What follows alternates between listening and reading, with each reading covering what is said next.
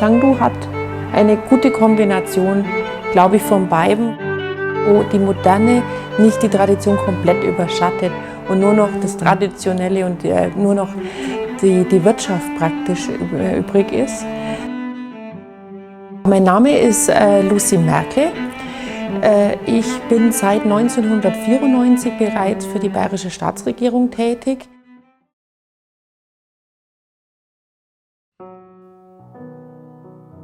Ich bin nun seit 2018, also seit fast 3 Jahren, hier in China als Chefrepräsentantin tätig.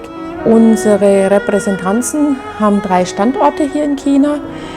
Also es gibt den Standort hier in Chengdu, aber es gibt auch weitere Standorte in Shenzhen, in Guangdong. Dort bin ich in erster Linie und zusätzlich auch einen Standort in Qingdao in der Shandong-Provinz. Unsere Tätigkeiten sind vielfältig. Wir machen natürlich die politischen Beziehungen zwischen Bayern und zwischen China. Zum anderen helfen wir bayerischen Unternehmen, die im chinesischen Markt Fuß fassen wollen, die hier investieren wollen oder die bereits in China sind und hier vor Ort Unterstützung brauchen von politischer Seite. Wir arbeiten ja intensiv, insbesondere mit den bayerischen Firmen hier zusammen. Und es gibt eine ganze Reihe von großen Unternehmen, von großen bayerischen Unternehmen, die bereits hier in Sichuan vor Ort sind, wie unsere Versicherungsfirma Allianz. Es ist ein großes Logistikunternehmen, die Firma Dachser aus dem bayerischen Allgäu. Und zusätzlich natürlich viele der bayerischen Global Players, die man weltweit kennt, wie BMW, wie Audi, wie Max Bögl, wie an Firmen wie Siemens, aber auch vielen anderen, die ihre Aktivitäten in Sichuan ausbauen und die hier in Sichuan auch in die Bereiche Forschung und Technologie investieren. Also erstes Beispiel ist die Firma Max Bögl. Es wird momentan ja eine Pilotstrecke für einen Transrapidzug, der in mittlerer und langsamer Geschwindigkeit fährt, ein wirkliches Zukunftsprojekt und Technologie made in Bayern, die hier in Sichuan auch erstmalig in der Pilotphase zum Einsatz kommt.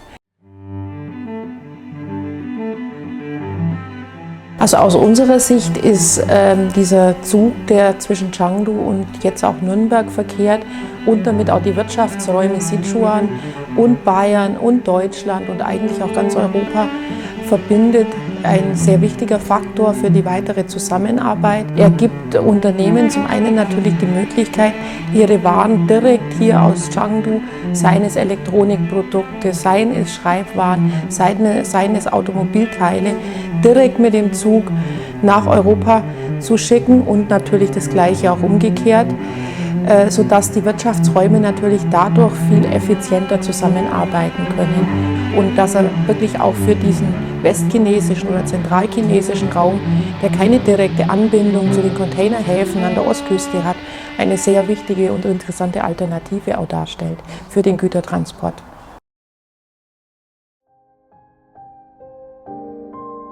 Jedes Mal, wenn ich nach Chengdu komme, dann gibt es neue Entwicklungen. Man sieht, man kann wirklich greifen, wie schnell die Entwicklung hier vorangeht. Ich war bei der Panda-Aufzuchtstation, habe auch einige Sehenswürdigkeiten hier in Sichuan besucht.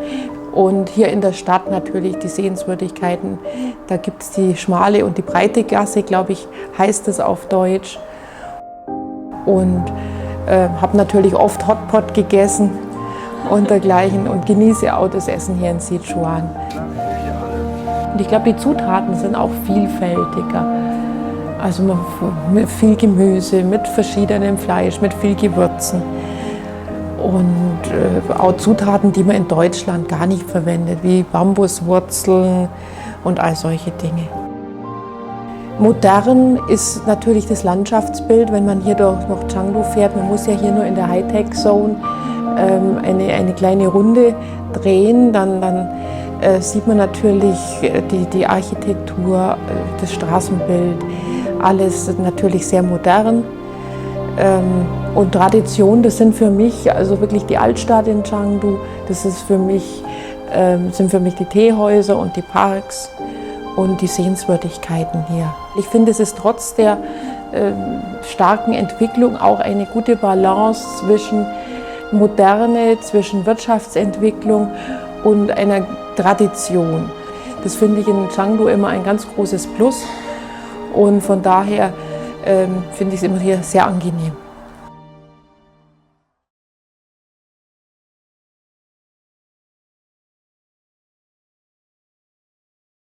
I love people. That's why I'm in hospitality. My name is Michael Schmitz. I'm the general manager of the World of Astoria Hotel here in Chengdu and a board member of the European Chamber here in China, Southwest Chapter. 2 years ago, I came now to Chengdu. It's my 6th country now.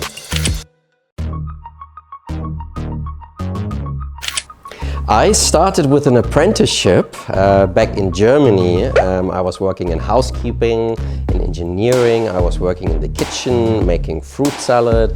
I was working in a restaurant for 14 hours a day. I do believe that as a general manager, it is very helpful if you understand what each of your team members is going through. So now, for example, when I see a receptionist or I see the front office manager, I know the pressures that they are going through, put myself in their shoes and contribute and provide guidance. I did my MBA while I was working. I believe education is really important and it helps you throughout your life. A crisis, in this case a pandemic, is followed with innovation. So if we look back into 2019, it was a fantastic year for hospitality and for tourism in general. We all believe that 2020 is going to be amazing, right? And January 2020 started well, and then towards the end of January, COVID-19 hit and the world was never the same again. Come February, either hotels shut or had a single-digit occupancy. In March, the occupancy was below 20%. In April, the occupancy was about 30% plus. And I talk about general hotel trends. But then, after April, May, the occupancy significantly increased. Hotels in Chengdu and in other areas run 80, 85, 90, 95%. But if you look at the last few months, occupancy, revenues, in parts even the average rate is higher than last year.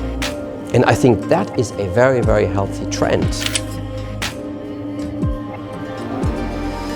It's a match made in heaven. A true business environment, more businesses are coming in very, very fast. There is a lot of development that is happening. It's a lot of foresight already that Chengdu, I believe, a city that will, in the next, couple of years, it will become a primary city. When I came, the beautiful Jiaozi Lake Park right in front of our hotel was only partially open, but now the whole area is open. And across the river, there's going to be another, I think, more than 220,000 square meter of urban parklands going to be developed. So while there are new buildings, there's also more parks coming for guests to enjoy. So after a busy meeting in their offices, they can put on their jogging shoes. We have a running track outside. We have sandpit for the kids. Last year we have a big convention center open. Right, we have a large commercial airport opening up next year, which is only the third second airport of a city in China and 26th in the world. Chengdu currently, I believe, is one of the best places to work. It's one of the cities with the highest and fastest growing GDP, one of the fastest recoveries from COVID. So there is so much that Chengdu has to offer, and for the 1.2, 1.3 billion Chinese in the end to explore. Thank you so much. Very nice meeting you guys.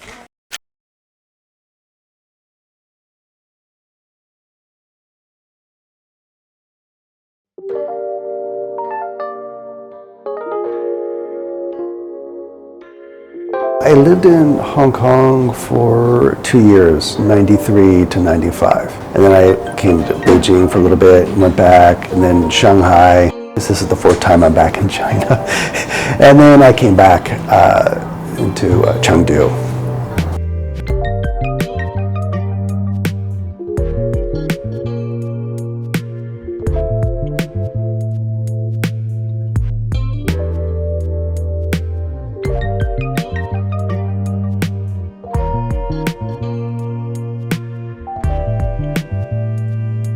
When I came into ACOM, I saw Chengdu as a pretty great city. And so since Chengdu already had a lot of green, there's all these great parks, and it happens to be a park city, I was like, wow, that's great. So I grabbed onto that opportunity and wanted to come here.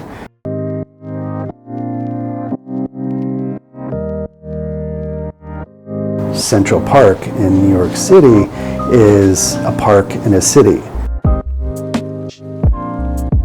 Going back to what the park city is, in Chengdu, the idea is that it's a city inside a park. In Chengdu, I bring that concept of that feeling where you're in a city, but actually you're in a park.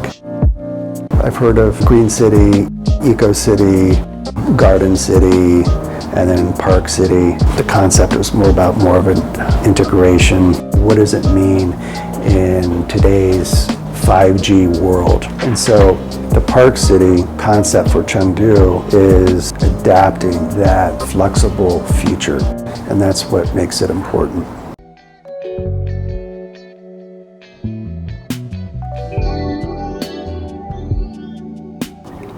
You know, sometimes when we're in the city and we don't necessarily see the relationships or experience them when we're walking down the street, they do exist. And that's what makes a city sort of like seamless. And that's part of this, like creating a fabric, like a urban and park fabric that filters through the city. So you don't feel that you need to go to the park. You don't feel you need to go to the green. You don't feel the separation between where people live and work and a park. You're always connected and part of that ongoing system. So operation is becoming a more important aspect of what the park is and the park city, because it's important for the government and the revenue that it can generate.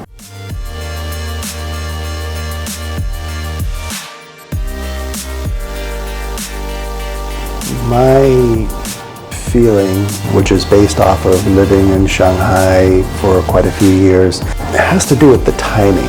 Shanghai, Beijing, and some of the other cities on the East Coast, they've already been developed quite densely already. Chengdu hasn't really had that timing of developing in such density other than the old city center. And because of its location between two mountains, it's within the basin, there's already a natural existing green system that's already here. Chengdu has a little bit of everything. You know, the Longchuan Mountains, it's more rolling hills. And that connected to the Chengdu culture of like a slow lifestyle. Even on a sunny day, everyone just goes to a park, to the tea houses, to be able to sit outside. It's, in a way, it's a continuation of what's already been in place here for centuries. And that's what's nice about the parks. We are in a time when we are creating a park city. It would be a good opportunity as a role model. Maybe it can be a model for other cities in China to develop.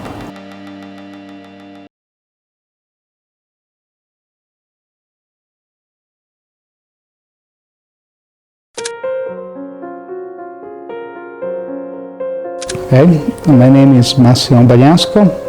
I'm Italian. I moved to China since 2004. I spent 16 years in this country working as an architect. I manage one of the largest Italian design firms. I have a bachelor degree in architecture in Italy, and then I also got a master degree in urban planning. As you know, Italy and Europe are already all built, so I didn't have much chance to use my experience on this one in Europe, and so when I came to China and I faced the opportunity of so many large and huge projects, and I spent almost half of my time traveling in different cities in China and experiencing also the diversity of China. And since my activity in China in 2008, I began to get involved in the European Chamber of Commerce. I serve as a vice president of the chamber. To create a channel of communication which will last for a long time, which allow to people to know each other, to respect, to understand, and then also the largest problem could be discussed in a very open and fair way and potentially find a solution. The European Chamber of Commerce was founded 20 years ago. Today we celebrate our 20 years anniversary. At the beginning we have just 51 members, and nowadays we are over 1,700. We are the voice of the European business in China. Nowadays we are all aware that China is first of all a market. China itself is a place where you can produce and sell your stuff, because it's very huge and developing market where the number of consumer or potential customer is increasing a lot. Our company realized that China is a place to be for its own peculiarity, for its own opportunities, and also because we see a great potential development also in future. The GDP of China will be soon 30% of the worldwide GDP, and even the chemicals will reach 60% of worldwide GDP. So these numbers are numbers which speak by themselves and let you understand why we are here also to contribute to the sustainable development in China. This is very important. Chengdu is really a destination for me, for the activity of the chamber, because the Southwest China Chamber chapter, which is based in Chengdu, is the chapter with the fastest growth in terms of members. It's always a pleasure to come here because I found a very nice natural environment. I found a very interesting cultural heritage all around Chengdu, also with a number of museums that there are in this city. And I found a very interesting similarities also with Italy, which is my mother country, in terms again of the cuisine, in terms of the history, also in terms of the approach to life. So I spend more and more time frequently in Chengdu because I do believe it will be definitely, it is already and will be even more the center of the development of China in the West, and in some way really the bridge between the Western country, Europe, and the east side of China, the traditional developed city, Beijing, Shanghai, and so on. But on the other side also because it's always pleasant to be in this city.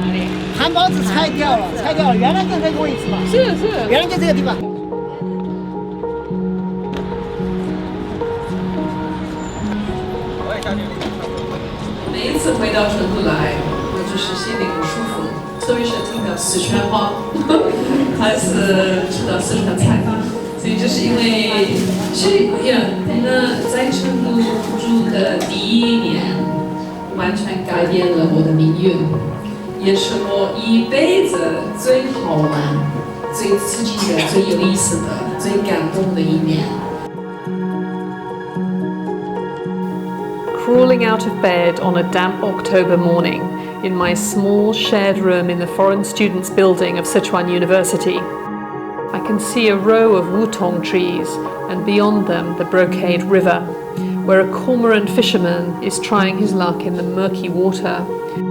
I watch, captivated by yet another of the endlessly fascinating little events that mark my daily life in Chengdu. 大家好，我是胡霞。你是老成都人吗？我把成都作为我中国的老家吧，认识了20多年了。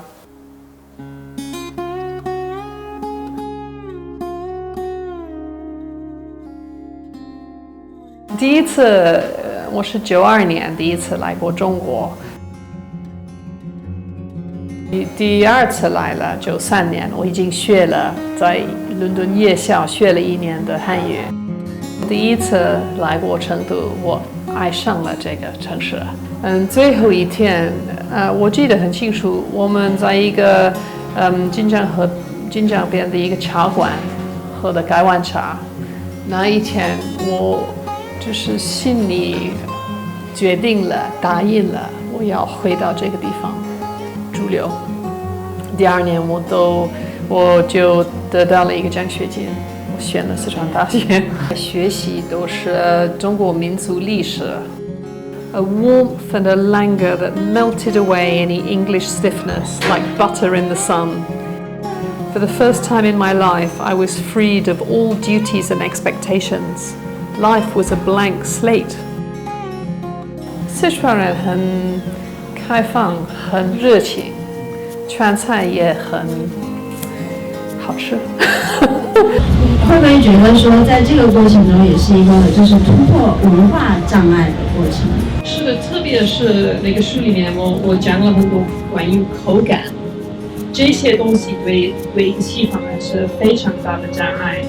如果你不懂口感，就没办法欣赏，比如说鹅肠、鸡爪、鸭脖，这些很麻烦的东西。真正的开始写，应该说是大概05还是06年，可是很多内容已经在笔记本里面记录了。如果我吃一个好吃的东西，我已经开始记录菜的做法，所以我有一个可以说是一个日记，可是实际上大部分都是关于吃的。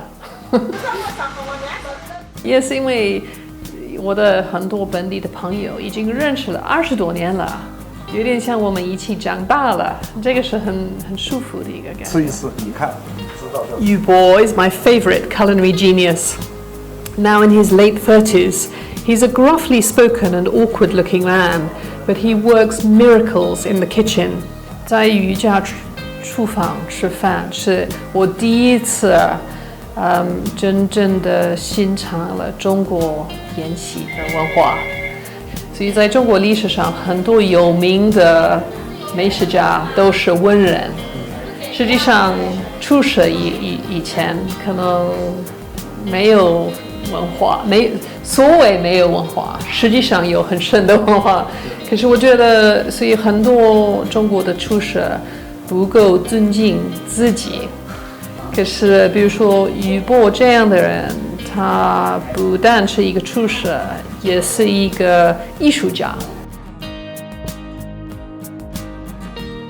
因为这本书在英国已经出版了10年了，所以我原来想我的读者都是西方人，所以给他们介绍中国饮食文化。所以我那时候一点没有想到在中国要出版。所以我很吃惊，我也很感动，我很高兴，大部分的人觉得有趣，看一个外国人的眼中的他们的川菜。